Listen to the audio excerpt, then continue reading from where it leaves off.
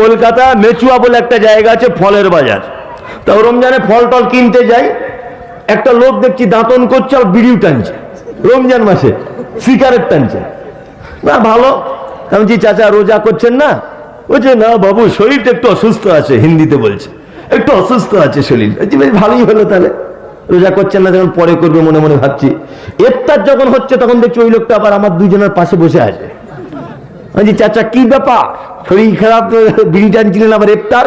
বলছে হুজুর তো আলেমরাই তো বলে যে রোজার আলাদা নাকি আছে, ইফতারের আলাদা নাকি আছে, তা আমি এই ইফতারের নাকিটা ছাড়বো কেন? কত শয়তান! বলছি ইফতারের নাকিটা ছাড়বো কেন, এটা অন্তত গ্রহণ করি। বাহ, এরকম অনেক চিজ আছে। সারা মাস রোজা রাখার খোঁজ নাই, ঈদের দিনে এমন পাঞ্জাবি পরে ঈদগাহে যাচ্ছে মনে হচ্ছে আব্দুল কাদের জিলানী ঢুকছে। ঠিক বলছি না? সেইরাম পাঞ্জাবি দেখবো, সব থেকে দামি পাঞ্জাবি ওর গায়ে, অথচ হারাম করে রোজা রাখি না। হ্যাঁ, রোজা রাখি না। আল্লাহ